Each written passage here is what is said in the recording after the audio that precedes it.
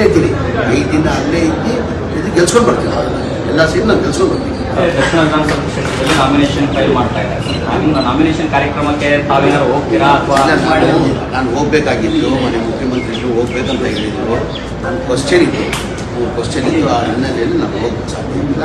ಪ್ರಚಾರಕ್ಕೆ ಹೋಗ್ತೀನಿ, ನಾವೆಲ್ಲ ಪ್ರಚಾರಕ್ಕೆ ಹೋಗ್ತೀನಿ, ಗೆಲ್ಸ್ಕೊಂಡು ಬರ್ತೀನಿ. ನಾವು ಗೆಲ್ತೀವಿ, ನಾವು ಗೆಲ್ತೀವಿ. ಸರ್, ಅಲ್ಲಿ ಇಲ್ಲಿ ರಾಜ್ಯ ನಾಯಕರೆಲ್ಲರೂ ಕೂಡ ಸಮಾಧಾನ ಆದರು, ಸಂಧಾನ ಸಭೆಯಲ್ಲಿ ಕೂಡ ಸಕ್ಸಸ್ ಆಯಿತು. ಬಟ್ ಅದಾಗಿಯೂ ಕೂಡ ನಿನ್ನೆ ಅಲ್ಪಸಂಖ್ಯಾತ ಸಮುದಾಯದ ನಾಯಕರು ಮುಖಂಡರು ಸ್ಥಳೀಯವಾಗಿ ಹೋರಾಟಗಳನ್ನ ಮಾಡ್ತಾರೆ. ಇದು ನಮ್ಮ ಶಾಮನೂರು ಶಿವಶಂಕರಪ್ಪ ಅಜ್ಜ ಅವರು ನಿಧನ ಆದಮೇಲೆ ನಾವು ಟಿಕೆಟ್ ಕೇಳಿದ್ದು ನಿಜ.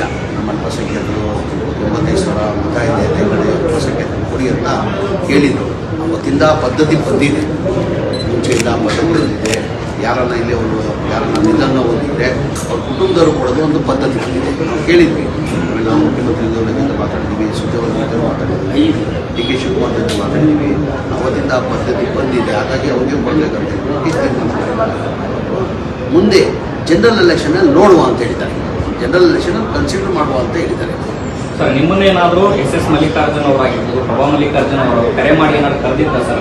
ನಾವೆಲ್ಲ ಜೊತೆಲೇ ಇದ್ವಿಲ್ಲ. ಮೊನ್ನೆ ನಾನು ನಾಮಿನೇಷನ್ ಫೈಲ್ ಬನ್ನಿ, ನಾಮಿನೇಷನ್ ಅವರು ಕರೆದಿಲ್ಲ, ಮನೆ ಮಲ್ಲಿಕಾರ್ಜುನ್ ಅವರು ಕರೆದಿದ್ರು, ಮನೆ ಮುಖ್ಯಮಂತ್ರಿಗಳು ಕರೆದಿದ್ರು.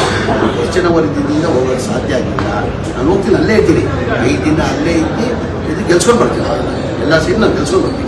ಮತ್ತೊಂದು ಪ್ರಣವಾನಂದ ಶ್ರೀಗಳು DK ಶಿವಕುಮಾರ್ ಅವರು ಮುಖ್ಯಮಂತ್ರಿ ಆಗಬೇಕು, ಈಗಾಗಲೇ ಸಾಕಷ್ಟು ವಿಳಂಬ ಆಗಿದೆ, ಇಲ್ಲ ಅಂತಂದ್ರೆ ನಾವು ಹೈಕಮಾಂಡ್ನ ಭೇಟಿ ಮಾಡ್ತೀವಿ ಅಂತ ಮಾತನ್ನ ಹೇಳಿದ್ದಾರೆ. ಬಜೆಟ್ ನಲ್ಲಿ CM ಸಿದ್ದರಾಮಯ್ಯನವರು ನಮ್ಮನ್ನ ಟಾರ್ಗೆಟ್ ಮಾಡಿದ್ದಾರೆ, ನಮ್ಗೆ ₹1 ಕೂಡ ಕೊಟ್ಟಿಲ್ಲ. ಯಾರೆಲ್ಲ DK ಶಿವಕುಮಾರ್ ಅವ್ರ ಪರವಾಗಿ ಮಾತಾಡಿದಾರೆ ಅವ್ರಿಗೆ ಸ್ವಾಮೀಜಿ ಹೇಳಿಕೆ, ಸ್ವಾಮೀಜಿ ಯಾರ ಪರ DK ಶಿವಕುಮಾರ್ ಮುಖ್ಯಮಂತ್ರಿ ಆಗ್ಬೇಕಂತ ಕೇಳಿದ್ದಾರೆ.